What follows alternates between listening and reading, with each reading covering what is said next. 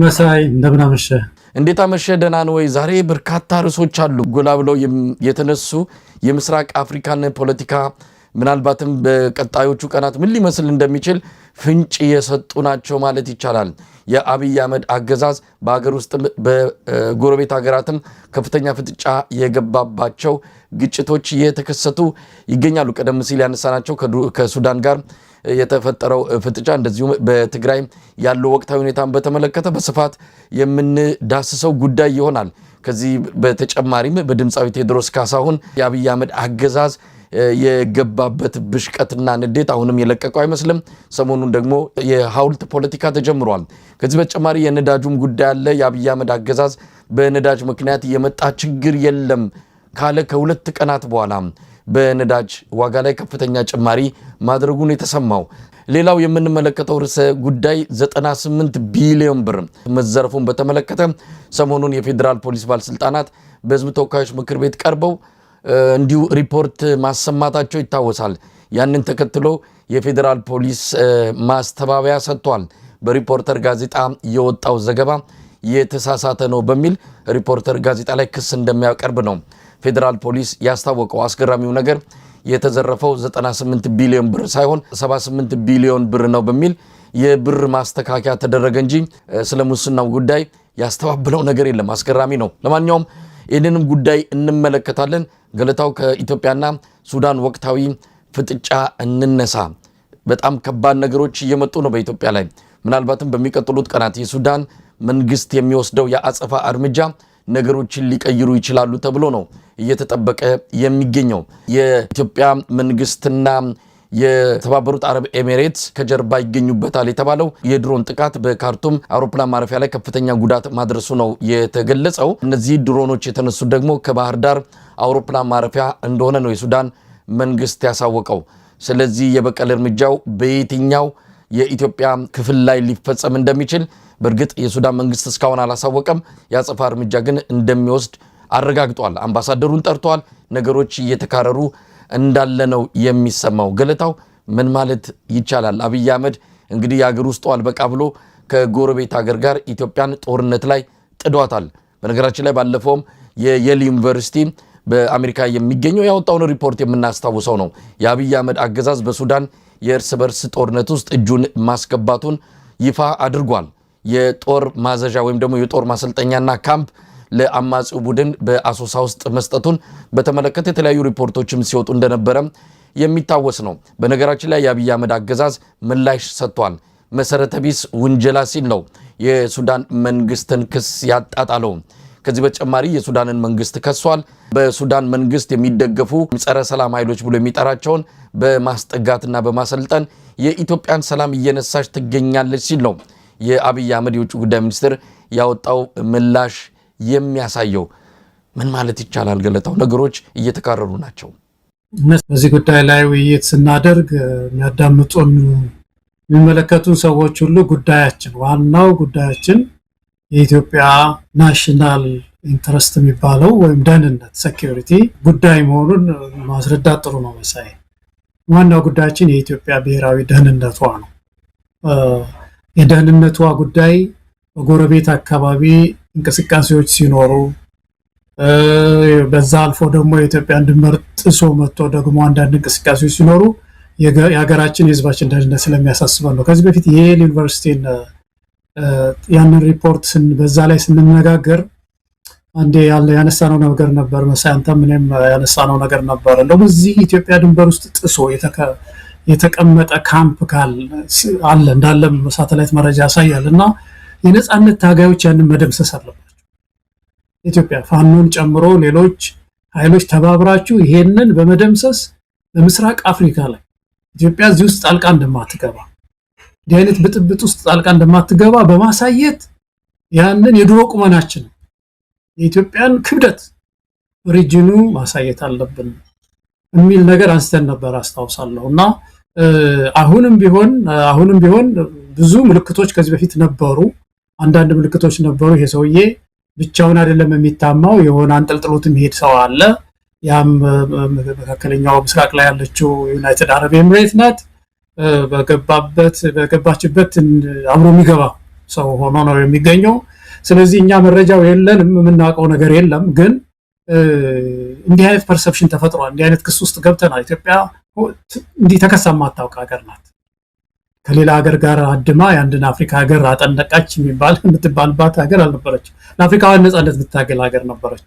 እዚህ አይነት ጽሁፍ ተጽፎብን አያውቅም። እንደዚህ አይነት ታሪክ ተዘግቦብን አያውቅም። እና ክሱ መነሳቱ በራሱ ለኢትዮጵያውያን በሙሉ በእውነት ስሜት የሚጎዳ ነው በምስራቅ አፍሪካ ላይ። ከዛ ባሻገር ግን ይሄ ጉዳይ እንግዲህ እየተካረረ ሲመጣ ምናልባት የአየር ክልል ችግር ሊገጥመን ይችላል። የበረራ ችግር መሳይ ሪጅኑ በአጠቃላይ ፖለቲካው እየተቀየረ ነው ያለው። አሁን የዚህ የቀይ ባህር ጉዳይ በነገራችን ላይ ዛሬ ዩናይትድ ስቴትስ አሜሪካ ከዚህ በፊት ኤርትራ ላይ የጣለችው ማዕቀብ እንደነበረ የታወቀ ነው መሳይ እና እንደምታነሳ ነው የተዘገበው። ዛሬ ሮይተርስ ዘገበ። የዘገበው ምንድነው? አንዳንድ መረጃዎችን አግኝቻለሁኝ።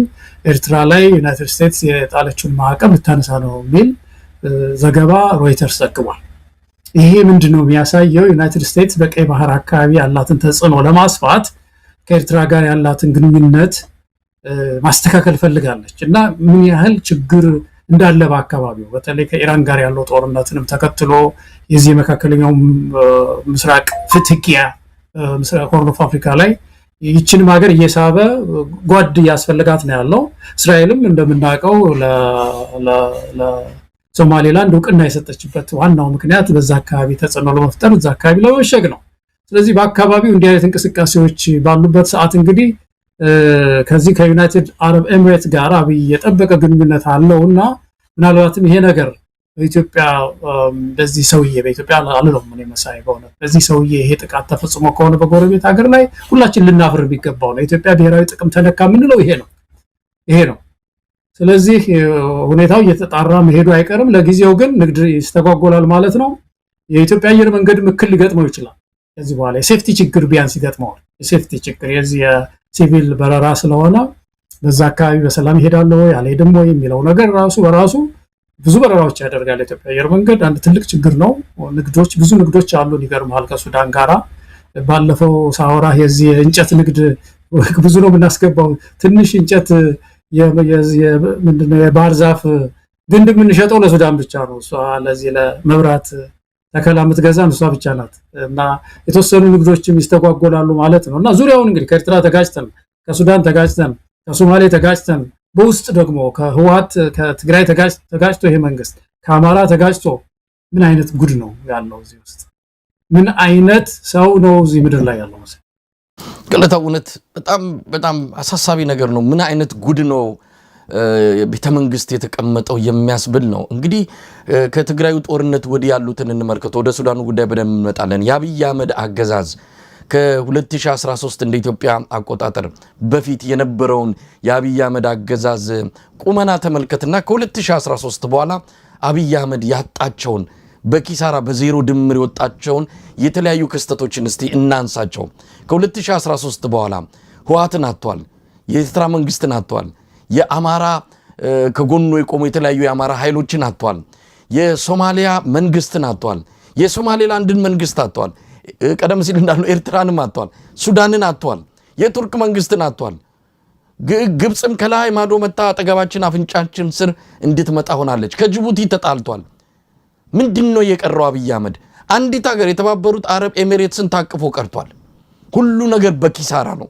አሁን ደግሞ ቀደም ሲልም አንተ እንደተናገርከው ባለፈው እንደተገለጸው የአሜሪካ መንግስት አጋርነቱን ከኤርትራ ጋር ሊያደርግ የመጨረሻውን ውሳኔ ወስኖ ከኤርትራ ላይ ማዕቀቡን ሊያነሳ ሂደት ላይ ነው ያለው። ይህንን ድምር ውጤት አጠቃላይ ሂሳቡን ስትሰራ አብይ አህመድ ከማን ጋር ነው ያለው? ኢትዮጵያንም ከጎረቤት ሀገራት ጋር በስፋት ሊታይ የሚችል የግጭት አድማሱን ነው አስፍቶ በአሁኑ ሰዓት ኢትዮጵያን ከፍተኛ የብሔራዊ ደህንነት ስጋት ውስጥ የከተታት። ወደ ሱዳኑ ጉዳይ እንመለስ። ከዚህ በፊት ሮይተርስ አውጥቷታል በዘገባ በቤንሻንጉል ጉሙዝ ክልል በአሶሳ አቅራቢያ ለሱዳን አማጽያን ቡድን አርኤስኤፍ ለፓራ ሚሊቴሪው የጦር ሰፈር ሰጥቷል የሚል ዘገባ ከወጣ በኋላ የሮይተርስን ዘጋቢዎች ከአዲስ አበባ አባሯል አብይ አህመድ። ከዛን ወዲያ የአሜሪካው ታዋቂው ዩኒቨርሲቲ የል ዩኒቨርሲቲ ባስጠናው ጥናት መሰረት በዚሁ በተጠቀሰው ቦታ ላይ የሱዳን አማጽያን የጦር ሰፈር እንዳላቸው ከዛ እየተነሱ በሱዳን ግዛት ውስጥ ጥቃት እንደሚፈጽሙ ተገልጿል። በተለያዩ የመረጃ ምንጮችም የኢትዮጵያ አየር መንገድ የተሳተፈበት የቻድ ወታደሮች የማመላለስ ተግባር ውስጥ አብይ አህመድ ገብቶበታል። በአጠቃላይ ምንም ማስተባበል በማይችልበት ሁኔታ የሱዳን ጦርነት ውስጥ እጁን አስገብቷል። አሁን ደግሞ ከባህር ዳር የተነሱ ድሮኖች የካርቱምን አውሮፕላን ማረፊያ ማጥቃታቸው ታውቋል። ይህንን የሱዳን መንግስት በእርግጠኝነት እየተናገሩ ነው። ብዙ የሳተላይትና ሌሎች የደህንነት መረጃዎች እንዳላቸው ነው የተናገሩት። ይሄ ነገር ወዴት ሊያመራ ይችላል? ምናልባት ሱዳን በአጸፋ ከባህር ዳር ነው የተነሱትና ባህር ዳር አውሮፕላን ማረፊያ ላይ ጥቃት ሰነዝራለሁ ብሎ የሱዳን መንግስት እርምጃ ቢወስድ ለአብይ አህመድ አገዛዝ ሰርግና ምላሽ ነው። እውነት ለመናገር ገለጣው በአማራ ክልል ያለው ሁኔታ አቅጣጫውን ይቀይራል። የኢትዮጵያ ህዝብም በሱዳን መንግስት ላይ ቁጣውን ይገልጻል። በጦርነት በተለያዩ መልኩ ያጣውትን ድጋፍ በዚያ አማካኝነት ህዝብን ከጎን ያሰልፋለሁ፣ የፋኖንም ግስጋሴ እገተዋለሁ፣ አስቆመዋለሁ ብሎ አብይ አህመድ በዛ ደረጃም ሊያስብ ይችላል። ስለዚህ የሱዳን እርምጃ ሁሉን ነገር ይወስነዋል። ምናልባት ሱዳኖች ነገሩን በደንብ ተረድተው ኢትዮጵያ ውስጥ ያለውን ቁማር አብይ አህመድ የሚጫወተውን ቁማር ተረድተው የሚወስዱት እርምጃ በቀጥታ ከባህር ዳር ጋር የተያዘ እንደማይሆን ተስፋ ይደረጋል። ግን ምንም አይነት እምነት የለም። ከዚህ በኋላ የሚሆነውን ነገር የሱዳን መንግስት የሚወስነው እንጂ በሌሎች ኃይሎች እጅ ላይ የሚገኝ አይደለም። ገለጣው ልክ ነህ። እንደዚህ ነው የሚያስበው አብይ አህመድ። ማስተሳሰቡን የኢትዮጵያ ህዝብ የበላው ይመስለኛል በደንብ። አንድ ጊዜ አንድ ሰው አስተሳሰብ ብዙ ጊዜ የሚያደርገው ነገር ይበላል ሊባል የለም ሀሳቡ እና ይህን ነው የሚያስበው ሰውየው። አሁን በተለይ ከሱዳን የተነሳ አንድ ድሮን መጥቶ አማራ ክልል ላይ ባህር ዳር ላይ አንድ ጥቃት ቢያደርስ ይሄ ለሱ ትልቅ የውስጥ ኪሳራ መደበቂያ ይሆነኛል የሚል ስሌት ያለው ሰው ነው። በቃ በእንደዚህ አይነት ኪሳራዎች ሌላን አንድ ኪሳራ ደብቃለሁ የሚል አስተሳሰብ ያለው ሰው ነው። ስለዚህ ይሄንን ነቅቶ ኢትዮጵያን መጠበቅ ያስፈልጋል። ባለፈው ያልነው በሪጅን ደረጃም ኢትዮጵያ በተለይ ተቃዋሚው የታጠቁ ኃይሎችም በሪጅን ደረጃ መልእክት ማስተላለፍ፣ የፖለቲካ መግለጫዎችን ማውጣት፣ ህዝባቸውን መጠበቅ እና ይህንን ቁማር መረዳት በአጠቃላይ ያስፈልገናል የሚል ነገር ነው ማስተላለፍ የምንችለው። ግን ሰውየው በቀጥታ ይሄ ነው አስተሳሰቡ። በቃ ይሄ ሰርግና ምላሽ ነው ያልከው። ምክንያቱም በቃ ዜናው ሁሉ ይሄ ይሆናል። ኢትዮጵያ ደግሞ አንድ ድሮን ተኮሰች፣ ወደ ሱዳን ተኮሰች ይባላል። ብቅልና በቴሌቪዥን ጥንት አባቶቻችን አድዋ የዘመቱ እኛም በዚህ ዘመን ድንበር ለመጠበቅ ድንበር እኮ ገብተው እኮ ወርቅ ይቆፍራሉ እኮ በዚህ በቤንሻንጉል ምናምን ድንኳን ተክለው ይዘርፉ ነው የኖሩት ሱዳኖች እንኳን አቅም አግኝተው በየቦታውና እንደዚህ አይነት ነገሮች ለፖለቲካዬ ለጊዜው የውስጥ ችግር ይጠቅመኛል ብሎ ስለሚያስብ ኢትዮጵያን ነቅተን ይሄንን መጠበቅ ያስፈልገናል። ነገር ግን ትልቁ ነገር ተመልከቱ፣ የሪጅኑ ጉዳይ በዚህ በታመሰበት ጊዜ የውስጥ ጉዳይ ነው አጠቃላይ ስናይ እንደው የኢትዮጵያ ችግር የሚፈታው የፖለቲካ ለውጥ መጥቶ ካልሆነ በስተቀር ሌላ ምን ተአምር በምድር ላይ ሊፈታው ይችላል? ይህ ሰውዬ ዞር ብሎ በአዲስ መልክ በአዲስ ፊት በቀጣናውም ላይ ለውጥ የሚያሳይ መሪ ካልመጣ በኢትዮጵያም ላይ ለውጥ የሚያሳይ መሪ ካልመጣ እኮ የውስጥ ችግር የሚሆን የሪጅኑ ችግር እኮ ይፈታ አይደለም። ስለዚህ እኮ ነው መራራ ትግል መታገል አለብን። አብይ አህመድ መሄድ አለበት። እንድንል የሚያደርገን የሚያስገድደን ነገር የሁሉ ኪሳራ ነው። የገባንበት ቀላል የሚባል ኪሳራ አይደለም። እውነት ለመናገር ገለታው ይሄ ነገር በአስቸኳይ በቶሎ ይህንን ሰውዬ ካልተሸኘ በስተቀረ ኢትዮጵያ በዘላቂነት ከፍተኛ የሆነ የጸጥታ ችግር፣ የኢኮኖሚ ችግር፣ ብዙ ችግሮች ተደራርበው የሚመጡ ለመሆኑ ምንም ጥርጥር የለውም። እንግዲህ የሱዳኑ ጉዳይ በተመለከተ ማስተባበያ የሰጠው የውጭ ጉዳይ ሚኒስትር የአብይ አህመድ ማለት ነው። ይልቅስ የሱዳን መንግስት ነው አማጽያን የኢትዮጵያን ሰላም የሚያደርፈርሱ ኃይሎችን ያስጠጋው የሚል ክስ አቅርቧልና ይሄ በርግጥ የሱዳን ወቅታዊ ሁኔታ የሚታወቅ ነው። የእርስ በርስ ጦርነት ውስጥ ያለ ሀገር ነው። በዚህ የእርስ በርስ ጦርነት ውስጥ ማንም ኃይል ሊገባ ይችላል። ሱዳን አልደገፈም ደግፏል የሚል እኛ ሂሳብ ማወራረድ ውስጥ አይደለም። ከዛ ይልቅ ግን ይሄ አይነት ጉዳይ ውስጥ በቀጥታ እጁን ያስገባ መሆኑን ዓለም አቀፍ ሪፖርቶች፣ የዓለም አቀፍ ዩኒቨርሲቲዎች ጥናትም እያረጋገጠ እኔ አልገባውም ግን እናንተ እያደረጋችሁ ያላችሁት ነው በሚል ክስ ተጠያቂ ለማድረግ የሄደበት ርቀት አገዛዙ አሁንም ወንጀሎችን እየደበቀ ኢትዮጵያን ለከፍተኛ አደጋ ለመዳረግ ምንም አይነት ማመንታት የሌለበት እንደሆነ ነው የምንረዳውና በነገራችን ላይ የሱዳን መንግስት ከዚህ በፊትም ጥቃት ሰንዝሯል። በኢትዮጵያ ግዛት ውስጥ ገብቶ ጥቃት መሰንዘሩ ይታወቃል። ቤንሻንጉል ጉሙዝ አካባቢ እንደዚሁ የተለያዩ መንደሮች በሱዳን መንግስት ጥቃት እንደተሰነዘረባቸው በቪዲዮ ጭምር የወጡ መረጃዎች የሚያመለክቱት ይሆናል። በቀጣይ ግን አድማሱን አስፍቶ ቀጠናውን ወደ ለየለት ቀውስ ውስጥ ሊከት ይችላል የሚለው ስጋት በብዙዎች ዘንድ እየተነሳ ነው። እንግዲህ የአፍሪካ ህብረትና የመንግስታቱ ድርጅት እና አሜሪካን ጨምሮ ምዕራባውያን መንግስታት በጉዳዩ ዙሪያ የሚሉት ካለ የምንሰማው ይሆናል። ወደ ትግራይ ጉዳይ እንግባ። የምትጨምረው ነገር ከሌለ ገለታው። በዚህ ላይ ምንድነው እንግዲህ ሁላችን ተባብረን ኢትዮጵያውያን ከሶማሌላንድ እጅን አውጣ አንተ ሰው፣ ከሶማሊያ ውስጥ እጅን አውጣ፣ ኤርትራ ውስጥ ጦርነት የለም ባክረ፣ አሁን ደግሞ ረገብ አለ ያዛ የቀይ ባህር እንትን አንድ ሰሞን መከራ ሲያሳየን ነበር እኮ መከራችን ኢትዮጵያውያንን ሙሉ ሲያሰጋ ነበር። እጅን አውጣ፣ እጅን ሰብስብ አንተ ሰው፣ ጦርነት ምን ወደ ሱዳን ሲሄድ እጅን ሰብስብ።